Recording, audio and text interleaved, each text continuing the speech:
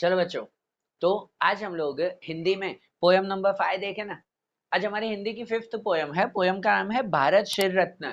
भरत, भारत शिर रत्न मतलब हमारे भारत के जो है वो शिर रत्न है भाई, सिर के ताज राजा भरत, जिनके ऊपर से हमारे देश का नाम भारत पड़ा था, वो राजा भरत, उसके बारे में यहाँ पर एक पोयम दी गई है। इनके कवि वो जयशंकर प्रसाद हैं। जयशंकर प्रसाद हमारे भारत के सबसे महान कवियों में से एक। और साहित्य प्रकार कविता है जो जयशंकर प्रसाद की ही चित्राधार कविता में से एक पार्ट लिया हुआ है। ये जो पोयम है ना, वो चित्राधार का एक पार्ट है। अच्छा, ये राजा भरत जो राजा दुष्यंत और शकुंतला के बेटे थे। दुष्यंत और शकुंतला की कहानी वो हमारे इंडिया की जो है वो बेस स्टोरी मानी जाती है। ये कवि कालिदास ने इनकी स्टोरी लिखी थी, इनके ऊपर प्ले लिखा था। कवि कालिदास का बहुत ही फेमस प्ले है अभिज्ञान शाकुंतलम, कि जिनमें राजा दुष्यंत और शकुंतला की कहानी है। कि राजा बहुत बड़े जो है वो राजा दुष्यंत बहुत बड़े राजा, और वो शकुंतला से एक गंधर्व विवाह करते हैं। कि भाई एक तरह से कहो कि भाई बिना किसी को बताए वो उनसे विवाह करते हैं। और वो शकुंतला को एक प्रॉमिस देते हैं, एक अंगूठी उन्हें देते हैं प्रॉमिस की तरह, कि भाई वो समय आने पर वो शकुंतला को अपने साथ राजमहल में लेकर जाएंगे। कुछ रीजन वाइज, वो बहुत अच्छी बहुत लंबी स्टोरी है कि कोई रीजन वाइज वो दुष्यंत अभी शकुंतला को अपने महल में नहीं ले जा पा रहे। इसी वजह से वो उन्हें प्रॉमिस करते हैं, एक अंगूठी उन्हें देते हैं और कहते हैं कि भाई समय आने पर मैं ये अंगूठी के साथ तुम्हें जो है वो अपने राजमहल में वापस लेकर आऊंगा। लेकिन बीच में जो है वो स्टोरी में चेंजेस आते हैं कि राजा दुष्यंत को एक ऋषि का श्राप मिलता है और उनकी कहो ना कि याददाश्त चली जाती है, वो शकुंतला को भूल जाते हैं और शकुंतला अपनी आगे की पूरी जिंदगी साध्वियों की तरह बिताने लगती है। लेकिन आखिरी में स्टोरी के एंड में जैसे है कि राजा दुष्यंत वो कहो कि अपनी याददाश्त भूल चुके शकुंतला को, पर घूमते फिरते वो एक स्टोरी के चेंजेस के अकॉर्डिंग वो घूमते फिरते वहां पहुंचते हैं, एक जंगल पहुंचते हैं जहां पर शकुंतला और उनका बेटा भरत, राजा दुष्यंत और शकुंतला का बेटा वो हो चुका है भरत, वो भरत भी वहां पर है। जहां दुष्यंत को पता चलता है कि भाई ये भरत मेरा ही बेटा है, और उन्हें अपनी पत्नी शकुंतला भी याद आती है वहां पर। ठीक है ना, ये एक बहुत अच्छी स्टोरी है, कभी मौका मिले तो जरूर दुष्यंत और शकुंतला की ये स्टोरी सुनना। ठीक है, ये तो कालिदास ने लिखी थी कि पूरा एक प्ले लिखा था, और जयशंकर प्रसाद ने उनके ऊपर एक पोयम लिखी थी। ठीक है, और उसी पोयम में जब एंड में उस स्टोरी का एक एंड सीन है कि जहां पर राजा दुष्यंत जंगल में पहुंचते हैं और अपने बेटे भरत को देखते हैं। पहले उन्हें नहीं पता है कि ये मेरा ही बेटा है, बरोबर, उन्हें पहले नहीं पता होता, वो तो फिर उन्हें याद आता है। और भरत कैसे बताया जाता है कि एक बाल भरत, छोटा जो है वो भरत राजा है, और वो वहां जंगल में एक सिंह के बच्चे के साथ खेल रहा है, बिना डरे, बिना जो है वो कोई डर के, वो सिंह के बच्चे के साथ खेल रहा है। और इवन सिंह के बच्चे की माँ सिंहनी भी जब आ जाती है ना, तो वो छोटा भरत जो है वो उस बड़ी सिंहनी को भी जो है वो डरा के भगा देता है कि नहीं भाई, मैं तुम्हारे बच्चे के साथ खेलूंगा, तुम निकलो यहाँ से। तो वो जो निडरता है ना, वो निडरता इस पोयम में डिस्क्राइब की गई है, जो इनडायरेक्टली बताया हुआ है कि जिसका बचपन इतना निडर है, जो बालक छोटी एज से ही इतना निडर है कि जिसमें कोई डर नहीं, इतना बलवान है, वो सोचो बड़ा होकर कैसा बना होगा। इसी वजह से वो बड़े होकर जो है वो भरत नाम के इतने बड़े राजा बने कि उनके नाम पर से हमारे पूरे देश का नाम पड़ा था भारत। बरोबर, सोचो वो राजा भरत, वो छोटी एज से ही कितने बहादुर थे। इसी वजह से तो बड़े होकर भी वो इतने महान राजा बने कि पूरे देश का नाम उनके ऊपर से रखा गया। तो वही उनकी एक तरह से कहो इंट्रोडक्शन ये पोयम है कि भाई भरत कौन थे, छोटी एज में वो कैसे थे, उसके बारे में बताते हैं। तो देखो हम पोयम रीड करें, समझे कि वो भरत के बारे में क्या बता रहे हैं। कहते हैं, आहा, खेलता कौन यहाँ शिशु सिंह से, आर्य वृंद के सुंदर सुखमय भाग्य सा। कहते हैं कि खेलता कौन यहाँ शिशु सिंह से, भाई ये कौन है। अभी वो बता नहीं रहे हैं कि भाई वो भरत के बारे में, ये भाई एक बिल्डअप स्टार्टिंग का, वो कह रहे कौन है ये जो शिशु सिंह से, मतलब कि भाई सिंह के बच्चे से यहाँ पर खेल रहा है। आर्य वृंद के सुंदर सुखमय भाग्य सा। आर्य वृंद मतलब कहते हैं कि पूरी आर्य जाति के जितने भी लोग हैं, भाई उनकी तरह, भाई राजा महाराजाओं की तरह जो है वो सुंदर दिखने वाला। आर्य जाति हम कहते हैं ना कि राजाओं की जाति कही जाती थी, तो कहते हैं वो राजाओं की तरह जो है वो सुंदर दिखने वाला है, वैसा जो है वो इतना बहादुर जो शेर के साथ बचपन में खेल रहा है। कौन है ये। कहता है उसको लेकर निज गोद में, वो छोटा बालक वो उसको सिंह को निज गोद में, निज गोद मतलब कि अपनी गोद में लेकर वो सिंह से बोल रहा है। छोटा बच्चा वो सिंह से बात कर रहा है, कह रहा है कि खोल खोल मुख सिंह बाल, मैं देख कर गिन लूंगा तेरे दांतों को। क्या कह रहे हैं कि भाई खोल मुख सिंह बाल, वो ना सिंह बाल, वो सिंह के बच्चे को कह रहे हैं कि अपना मुख खोल, अपना जो है वो मुंह खोल, मैं देख कर गिन लूंगा तेरे दांतों को, कि भाई मैं जो है वो तुम मुंह खोलो तो मैं तुम्हारे दांतों को गिनूं। सोचो वो छोटा बच्चा शेर के दांतों को गिनना चाहता है। वो कहता है कि भाई तुम मुंह खोलो तो मैं तुम्हारे दांतों को गिनूं, और है भले देखूं तो कैसे यह कुटिल कठोर है।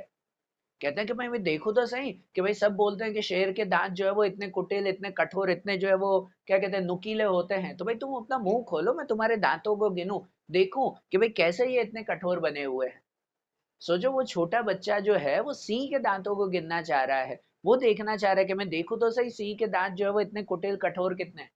सोचो सिंह को देखकर वो जरा सा भी नहीं डर रहा है, उसे अपनी गोद में लेकर उसके दांतों को गिन रहा है वो बच्चा।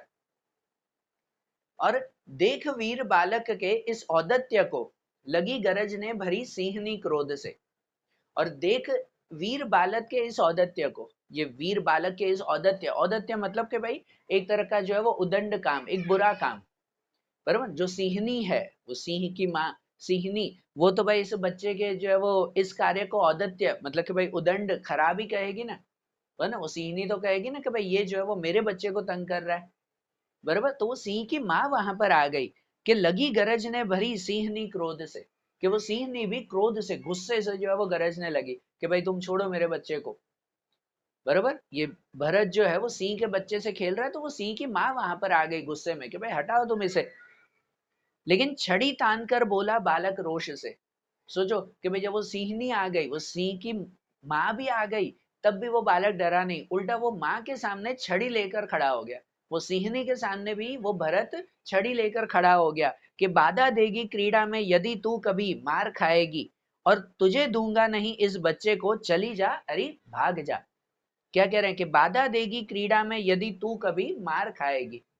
वो सीनी को भी कह रहा है बच्चा कि अगर तुम मेरी क्रीड़ा में, क्रीड़ा मतलब मेरे खेल में बाधा देगी, कि अगर तुम मेरे खेल में रुकावट करोगी ना तो मार खाएगी। वो सीनी को बोल रहा है कि तुम भी मेरी मार खाओगी, और तुझे दूंगा नहीं इस बच्चे को। और वो सीनी को कह रहा है कि भाई ये बच्चे के साथ मैं खेल रहा हूँ, ये मेरा खिलौना है, इसे मैं तुम्हें नहीं दूंगा, भाई चली जा अरे भाग जा। वो सीनी को कह रहा है कि तुम चले जाओ यहाँ से, कि भाई मैं इस बच्चे को तुम्हें नहीं देने वाला। सोचो वो बालक जो है वो न शेर से डर रहा है ना उसकी माँ से डर रहा है, ठीक है ना, इतना वो निडर बालक। तो अब ये तो इंट्रोडक्शन हुई, अब ये कवि अपनी बात बता रहे हैं कि आहा कौन यह वीर बाल निर्भीक है, कहो भला भारतवासी जानते हो। बराबर, ये अब हम सबसे पूछ रहे हैं ये कवि कि कौन यह वीर बाल निर्भीक है, कि जिन्होंने भी, एक ये बात है, ये तो मैंने आपको स्टार्टिंग में बता दी, पर अभिज्ञान शाकुंतलम कालिदास की जो है वो कविता जिस किसने भी, या कालिदास का प्ले, सॉरी, अभिज्ञान शाकुंतलम का प्ले, वो जिसने भी पढ़ा हो, जिसने भी पढ़ा हो, उसको ये सीन लाइफ टाइम माइंड में रहता है। और कभी भी जो है वो ये सीन आ जाए ना माइंड में कि एक छोटा बच्चा जो है वो शेर के साथ खेल रहा है, उसके दांतों को गिन रहा है, तो वो पहले ही माइंड में आ जाता है कि हाँ वो दुष्यंत और शकुंतला का बेटा भरत था। शायद आप लोगों ने जो है वो ये कहानी पहले ना सुनी हो, इसीलिए आपको ये माइंड में नहीं आता है, पर जिसने भी वो कहानी सुनी होगी ना, तो ये सीन पढ़ के वो हमेशा याद आ जाता है कि हाँ ये तो भरत के बारे में ही बात हो रही है। इसलिए तो कवि अब हमसे पूछ रहे हैं कि कौन यह वीर बाल निर्भीक है, कहो भला भारतवासी हो जानते। कि भाई तुम्हें पता है कि भाई कौन यह निर्भीक, कौन यह जो है वो निडर बाल है, तुम्हें याद है ये कहानी तुम्हें। यही भरत वह बालक है जिस नाम से भारत संज्ञा पड़ी इस वीर भूमि की। कहते हैं कि यही भरत वह बालक है, भाई ये बच्चा और कोई नहीं भरत है, कि जिसके नाम से भारत संज्ञा पड़ी इस वीर भूमि की, कि इस जमीन की, इस देश की जो है वो नाम भारत, वो इसके नाम से ही पड़ा, बरोबर ना। भारत जिसके नाम से पड़ा वो बच्चा वो और कोई नहीं, यही है, यही वो भरत है। कश्यप के गुरुकुल में शिक्षित हो रहा, आश्रम में पलकर कानन में घूमकर निज माता की गोद मोद भरता रहा, जो पति से थी विछुड़ गई दुर्दैववश। क्या कहते हैं कि कश्यप के गुरुकुल में शिक्षित हो रहा। भाई ये भरत कहाँ पढ़ रहा था, तो गुरु कश्यप, ऋषि कश्यप थे, उनके गुरुकुल में, उनके आश्रम में वो वहां पर पढ़ रहा था। और आश्रम में पलकर, कानन में घूमकर, वो आश्रम में, ऋषि कश्यप के आश्रम में वहां पढ़ाई कर रहा था। कानन मतलब जंगलों में वो घूम रहा था। और निज माता की गोद मोद भरता रहा, और निज माता की और अपनी ही माँ की गोद को मोद, मोद मतलब कि भाई मजे से वो भरता रहा, मतलब कि अपनी माँ की गोद से, गोद में जो है वो हमेशा खेलता हुआ। ठीक है ना, कहते हैं ना कि भाई अपनी माँ का वो लाडला था, भरत अपनी माँ का वो लाडला, कि हमेशा अपनी माँ की गोद में खेलता हुआ। जो पति से थी विछुड़ गई दुर्देव वश।